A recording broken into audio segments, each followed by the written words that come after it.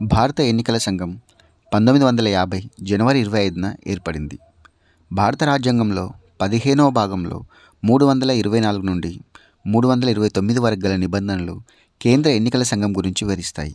ఇది ఒక రాజ్యాంగబద్ధమైనటువంటి సంస్థ. భారతదేశంలో ఎన్నికల ప్రక్రియను సజావుగా నిర్వహించే బాధ్యత ఎన్నికల సంఘం పైన ఉంది. ఓటర్ల జాబితాను రూపొందించి దేశంలో లోక్సభ, రాజ్యసభ, రాష్ట్ర శాసనసభలకు మరియు రాష్ట్రపతి, ఉపరాష్ట్రపతుల ఎన్నికకు ఎన్నికలు నిర్వహిస్తుంది. ఎన్నికల సంఘం భవనం పేరు నిర్వచన్ సదన్.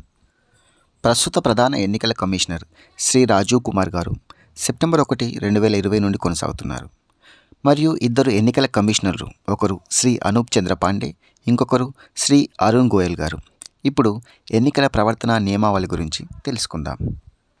మొదటగా ఏకసభ్య సంస్థగా ఉన్నటువంటి ఎన్నికల కమిషన్ను అక్టోబర్ 1, 1993లో త్రిసభ్య సంస్థగా మారుస్తూ ఇద్దరు ఎలక్షన్ కమిషనర్లను అదనంగా నియమించడం జరిగింది.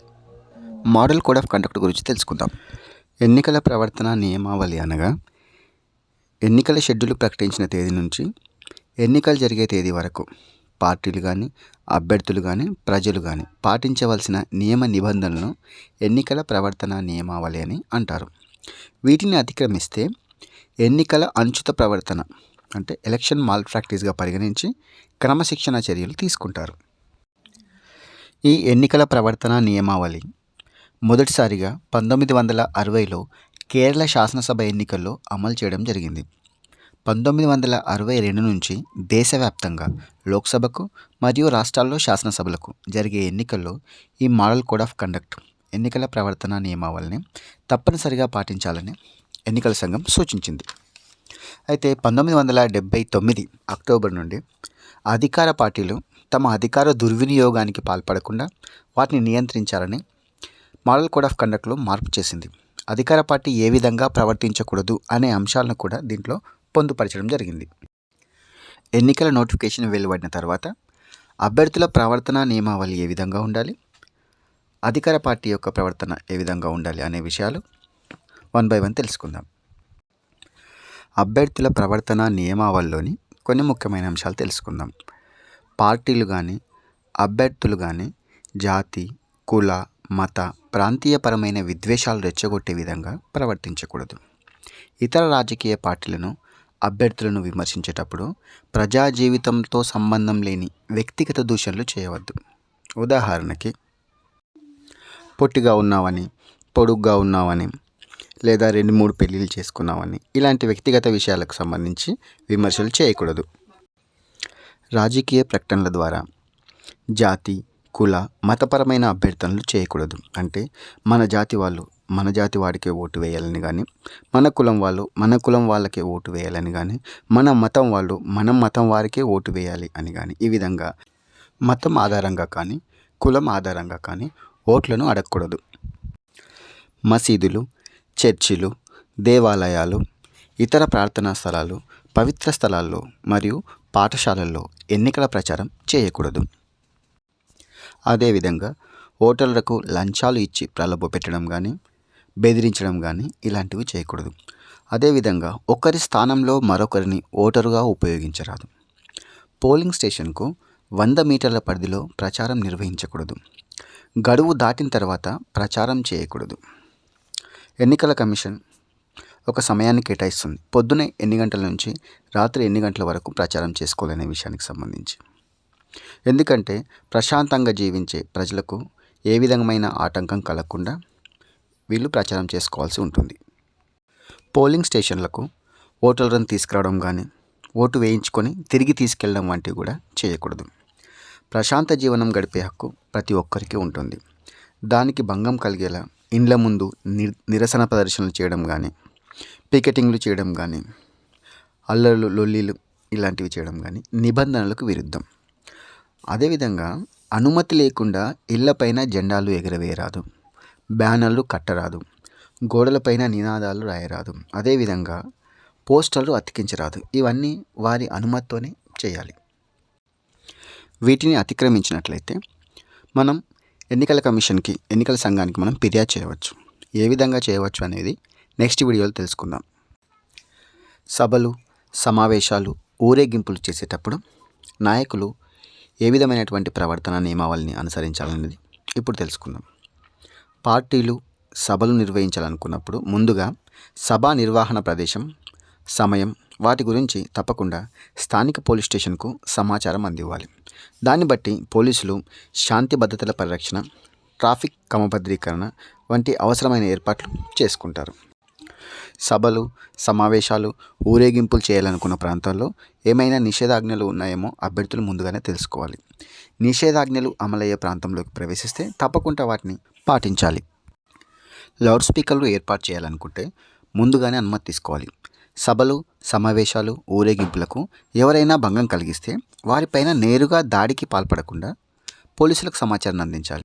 శాంతి భద్రతలను కాపాడాల్సిన బాధ్యత వారిదే కనుక. పోలింగ్ జరిగే రోజున పాటించవలసిన ముఖ్యమైన అంశాలు: 1. ఓటర్లు ప్రశాంతంగా, ప్రజాస్వామికంగా ఓటు హక్కును వినియోగించుకునేలా వీలు కల్పించాలి. అంటే ఎవరిని బెదిరించడం కానీ, ప్రలోభ పెట్టడం కానీ, మద్యం, డబ్బులు పంపిణీ చేయడం కానీ ఇలాంటివి ఏమీ చేయకుండా స్వతంత్రంగా వారికి ఇష్టం వచ్చిన వారికి ఓటు వేసుకునే విధంగా వారికి అవకాశం కల్పించాలి. పోటీ చేసే అభ్యర్థులు కానీ, అధికార పార్టీ నేతలు కానీ ఎన్నికల విధులు నిర్వర్తించేటటువంటి అధికారులకు సహకరించాలి.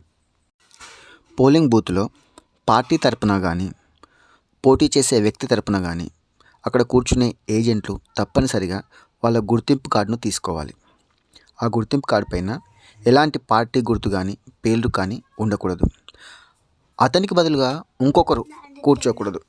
అనగా ఏజెంట్ గుర్తింపు కార్డు లేకుండా ఏజెంటుగా పోలింగ్ బూత్లో కూర్చోకూడదు. ఎన్నికలకు 48 గంటల ముందుగా ప్రచారం నిలిపివేయాలి. ఎట్లా అంటే ఎస్ఎంఎస్లు కూడా నిషేధం. మద్యం పంపిణీ అలాంటివి ఏమీ చేయకూడదు. యాక్చువల్గా ఎలక్షన్ కోడ్ వచ్చినప్పటి నుండే మద్యం పంపిణీ చేయకూడదు. కానీ వాస్తవం ఏం జరుగుతుందనేది మనకు తెలిసిన విషయమే. ఇలాంటి ఏవైనా అవకతవకలు ఉంటే ఎలక్షన్ కమిషన్కు ఏ విధంగా ఫిర్యాదు చేయాలని మనం నెక్స్ట్ వీడియోలో తెలుసుకుందాం.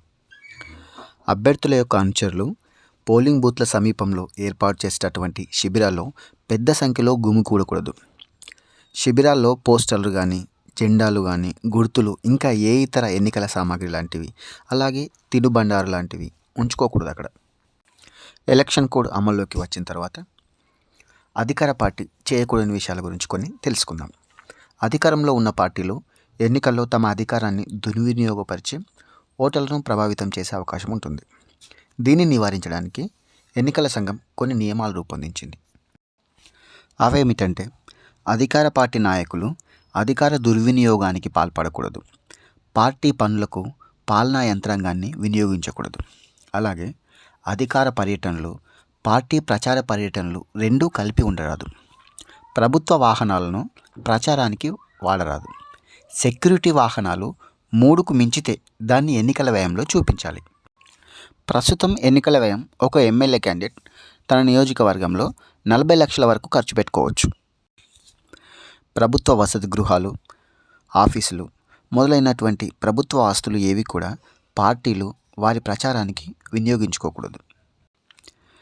పత్రికల్లో, టీవీల్లో ఇచ్చేటటువంటి పార్టీ ప్రకటనలు ముందుగా ఎన్నికల సంఘానికి చూపించి అనుమతి తీసుకోవాలి. తర్వాతనే ప్రచారానికి ప్రకటనలు ఇవ్వాలి.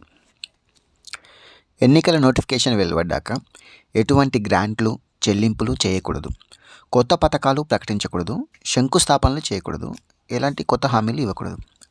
అయితే అంతకుముందే ప్రారంభించినటువంటి పథకాలను అమలు చేయవచ్చు. దానికి no problem. Model code of కండక్ట్ను ఎవరైనా ఉల్లంఘించినట్లయితే సివిజిల్ యాప్ ద్వారా మనం ఎన్నికల సంఘానికి ఫిర్యాదు చేయవచ్చు. ఈ సివిజిల్ యాప్ అనేది ప్రతి ఆండ్రాయిడ్ ఫోన్లో ఇన్స్టాల్ చేసుకునే విధంగా ఎన్నికల సంఘం రూపొందించింది. ఎన్నికల నోటిఫికేషన్ వెలువడ్డప్పటి నుండి ఎన్నికలు పూర్తయ్యేంత వరకు ఎలాంటి అక్రమాలు జరిగినా మనం ఈ యాప్ ద్వారా మనం నేరుగా ఎలక్షన్ కమిషన్కు ఫిర్యాదు చేయవచ్చు. మన యొక్క ఐడెంటిఫికేషన్ అనేది ఎవరికి తెలియచేయరు. దీని గురించి తర్వాత తెలుసుకుందాం. ఈ వీడియో 10వ తరగతి విద్యార్థులను ఉద్దేశించి వారి సిలబస్లో ఉన్న అంశాలనే మనం వివరించడం జరిగింది.